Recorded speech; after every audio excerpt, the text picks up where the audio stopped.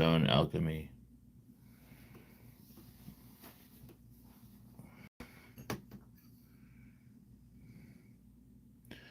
I, Nicholas Flamel, a scrivener of Paris, in the year 1414, in the reign of our gracious Prince Charles, the VITH, whatever that says, whom God preserve, and after the death of my faithful partner Perenelle, am seized with a desire and a delight in remembrance of her, and in your behalf, dear nephew,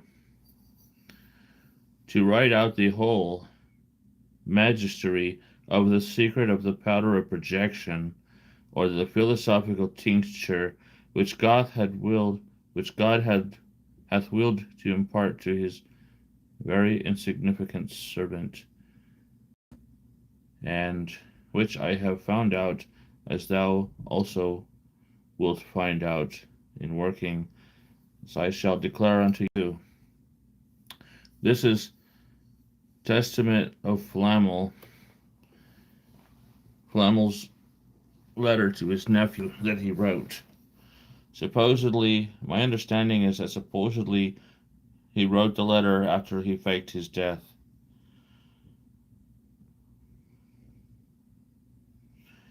And for this cause, do not forget to pray to God to bestow on thee the understanding of the reason of the truth of nature, which thou wilt see in this book, wherein I have written the secrets word for word, sheet by sheet, and also as I have done and wrought with thy dear Aunt Perenelle, whom I very much regret. Take heed before thou workest to seek the right way, as a man of understanding. The reason of nature is Mercury, sun and moon, as I have said in my book, in which are those figures.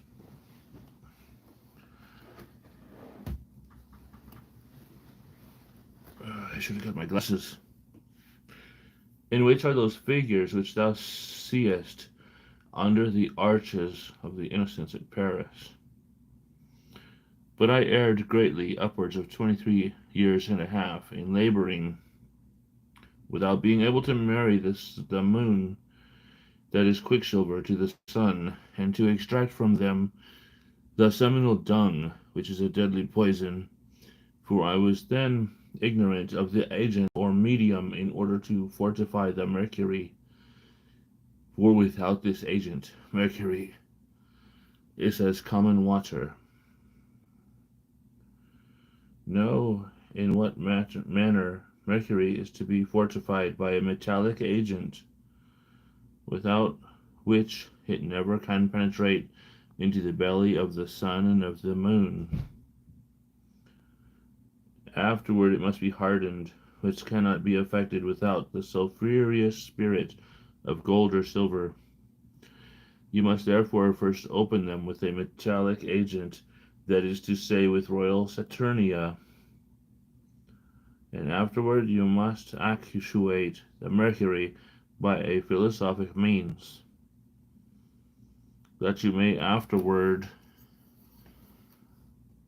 let me scroll down, that you may afterward by this mercury dissolve into a liquor gold and luna, and draw from their putrefaction the generative dung.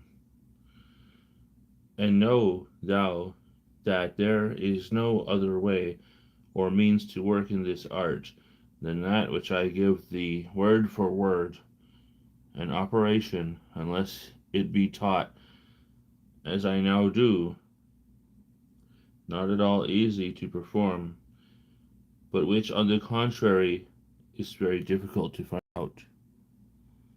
Guys, there's a deep secret in here. Deep, deep secret.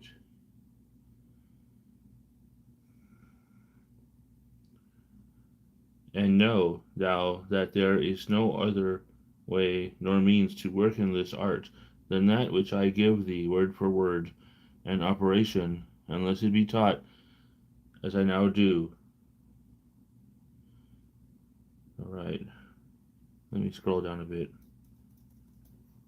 Believe steadfastly that the whole philosophic industry consists in the preparation of the mercury of the wise, for in it is the whole of what we are seeking for, and which has always been sought for by all ancient wise men, and that we, no more than they, have done nothing without this mercury, prepared with sun or moon.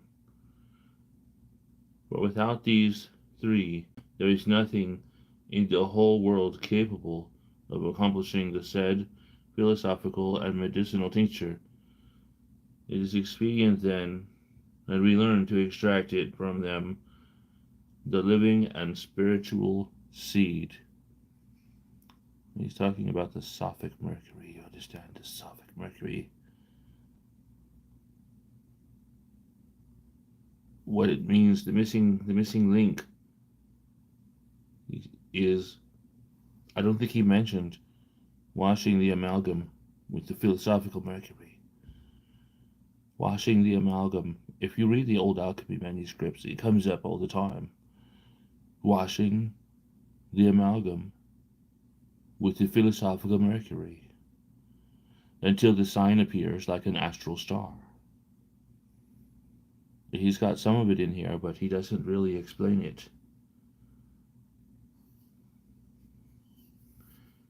This seems to be the missing piece of the Philosopher's Stone recipe from Nicholas Flamel.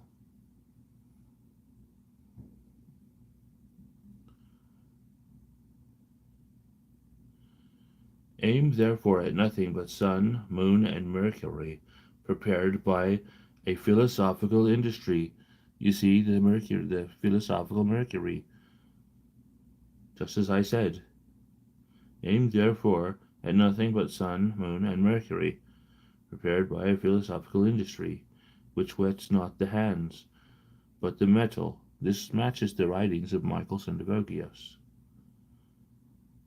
and which has in itself a metallic, sulphureous soul, namely the ignited light of sulphur. And in order that you may not stray from the right path, apply yourself to metals, for there the aforesaid sulphur is found in all. But thou wilt easily find it, even almost similar to gold, in the cavern and depths of Mars, which is iron, and of Venus, which is copper, nearly as much in one as in the other. And even if you pay attention to it, this sulphur has the power of tinging moist and cold luna, which is fine silver, into pure yellow and good sun.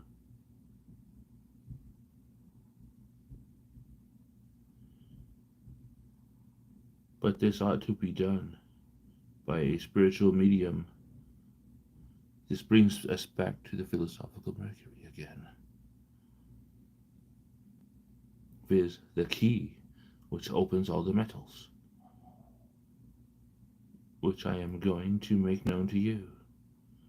Learn, therefore, that among the minerals there is one, which is a thief, and eats up all except sun and moon, who render the thief very good, for when he has them in his belly, he is good to prepare the quicksilver, as I shall presently make known to you.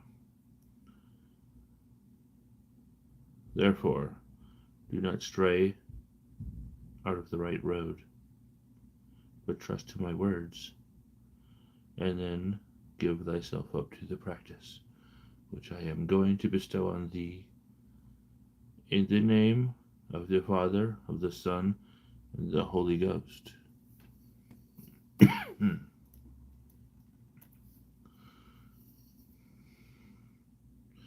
The practice. Take thou in the first place the eldest or firstborn child of Saturn, not the vulgar, 9 parts, of the saber limbs of the god of war, 4 parts. Put this latter into a crucible, and when it comes to a melting redness, cast therein the 9 parts of Saturn, and immediately this will redden the other. Cleanse thou carefully the filth that arises on the surface of the Saturnia with saltpeter and tartar 4 or 5 times. The operation will be rightly done when thou seest upon thee matter an astral sign like a star.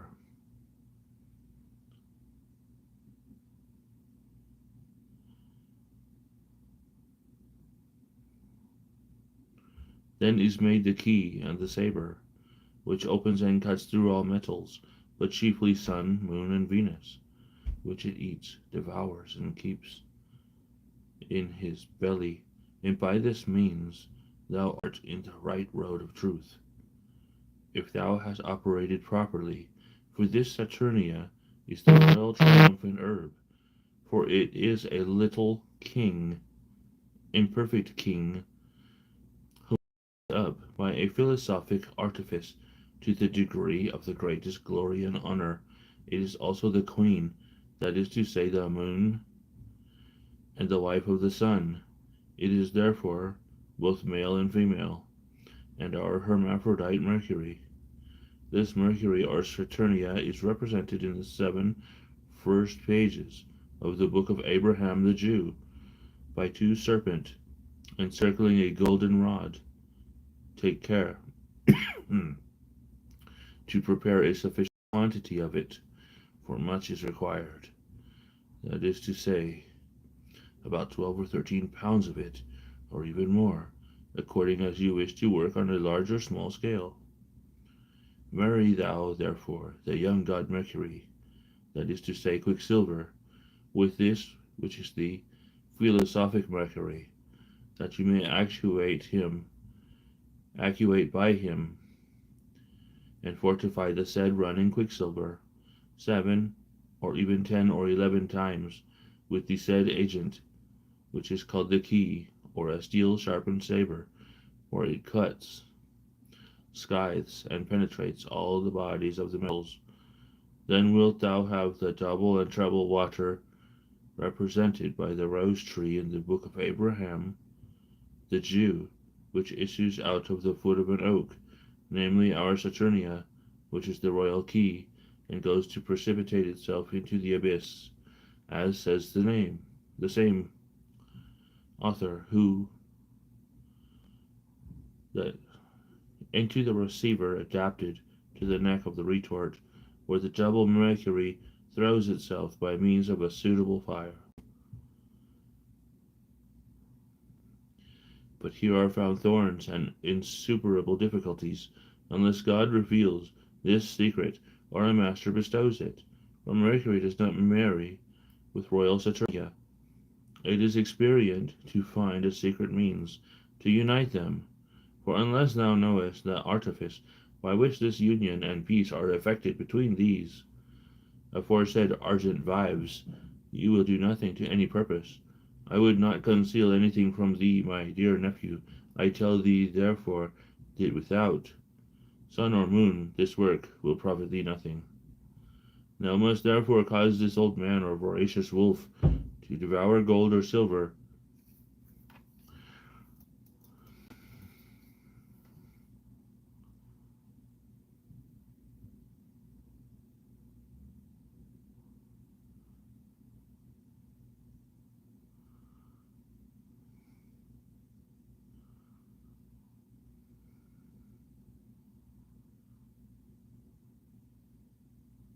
in the weight and measure as I am now about to inform thee.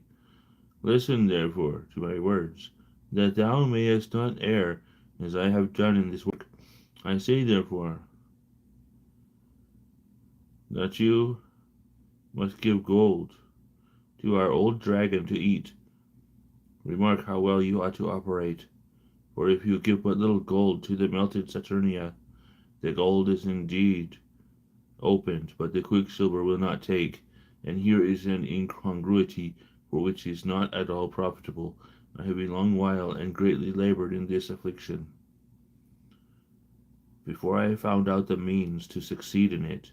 If therefore you give him much gold to devour, The gold will not indeed be so much opened nor disposed, but then it will take the quicksilver, and they will both marry. Thus the means is discovered.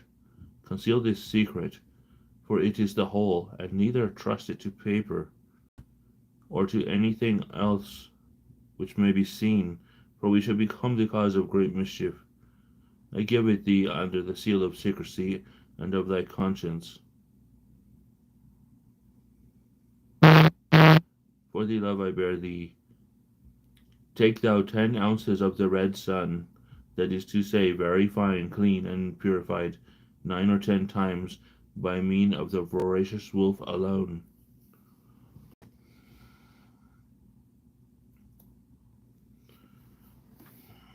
Two ounces of the royal Saturnia, melt this in a crucible, and when it is melted, cast into it the 10 ounces of fine gold.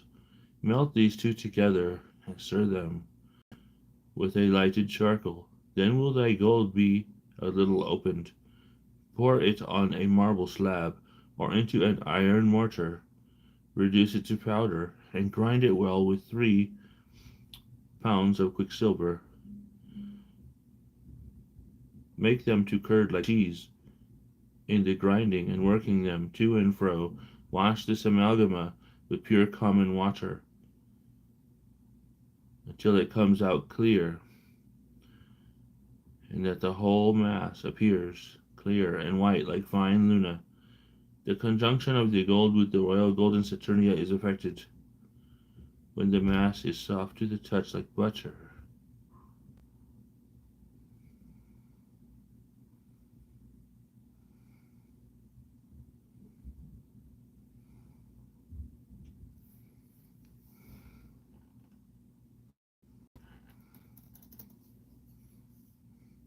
Take the feces out of the retort, melt them in a crucible in a strong fire, cast into it 4 ounces of the Saturnia and 9 ounces of the sun. Then the sun is expanded in the said feces, and much more opened than at the first time.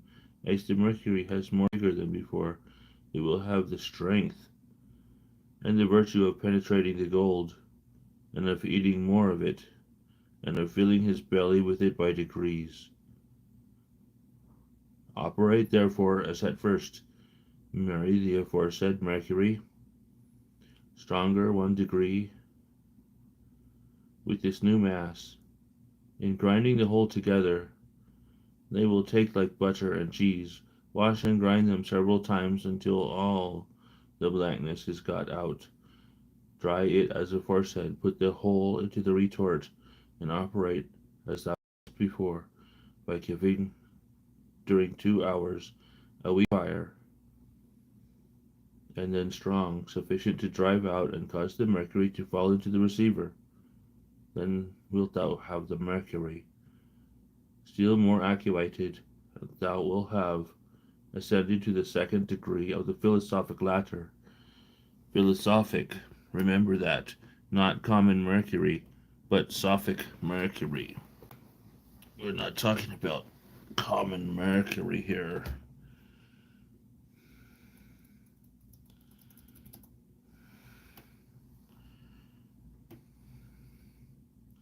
Repeat the same work by casting in the Saturnia in due weight, that is to say by degrees, and operating as before, till thou hast reached the 10th step of the philosophic ladder. Then take thy rest, for the aforesaid mercury is ignited, actuated, wholly engrossed and full of the male sulfur, and purified with the astral juice that was in the deep bowels of the gold and of our saturnine dragon. Be assured that I am now writing for the things which by no philosopher was ever declared or written. For this mercury is the wonderful caduceus, of which the sages have so much spoken in their books, and which they attest has the power of itself, of accomplishing the philosophic work, and they say the truth, as I have done it myself alone, and thou wilt be enabled to do it thyself.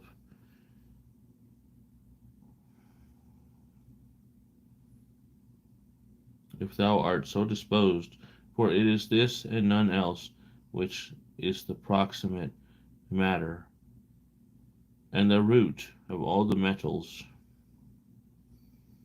Now is done and accomplished the preparation of the mercury, rendered cutting and proper to dissolve into its nature gold and silver, to work out naturally and simplify the philosophic tincture, or the powder, converting all metals into gold and silver.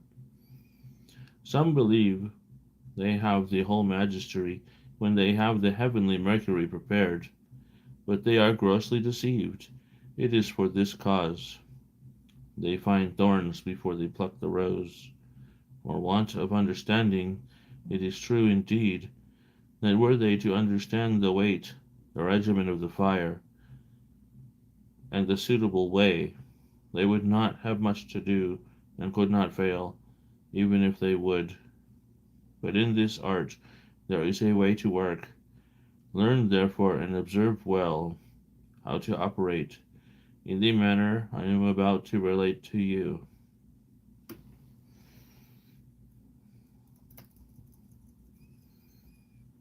In the name of God thou shalt take of thy animated mercury what quantity thou pleasest. Thou wilt put it into a glass vessel by itself, or 2 or 4 parts of the mercury, with 2 parts of the golden Saturnia, that is to say, 1 of the sun and 2 Saturnia, the whole finely conjoined like butter, washed, cleansed, and dried, and thou wilt have thy vessel. Thou wilt lute thy vessel with the lute of wisdom, place it in a furnace, on warm ashes, at the degree of the heat of a hen sitting on her eggs. Leave this and mercury so prepared to ascend and descend for the space of 40 or 50 days, until thou seest forming in thy vessel a white or red sulphur, called philosophic sublimate, which issues out of the rains of the said mercury. Thou wilt collect this sulphur with a feather. It is the living sun and the living moon, which mercury begets out of itself. Take this white or red sulphur, triturate it in a glass or marble mortar, and pour on it a sprinkling or a third part of the weight of the mercury from which this sulphur has been drawn. With these two, make a paste like butter. Put again this mixture into an oval glass. Place it in a furnace on a suitable fire of ashes, mild, and disposed with a philosophic industry. Concoct until the said mercury is changed into sulphur, and during this coction thou wilt see wonderful things in thy vessel, that is to say, all the colors which exist in the world, which thou canst not behold without lifting up thy heart to God in gratitude for so great a gift. When thou hast attained to the purple red, thou must gather it, for then the alchemical powder is made, transmuting every metal into fine, pure, and neat gold, which thou mayst multiply by watering it as thou hast already done, grinding it with fresh mercury, concocting it in the same vessel, furnace, and fire, and the time will be much shorter, and its virtue 10 times stronger. This, then, is the whole magistery done with mercury alone, which some do not believe to be true. because they are weak and stupid, and not at all able to comprehend this work. Even so, what Nicholas Flamel has said in these writings, remember, philosophical Mercury, not elemental Mercury. I cannot stress that enough. In alchemy, it's all about the philosophical Mercury, not common Mercury. Thank you for watching, and good night.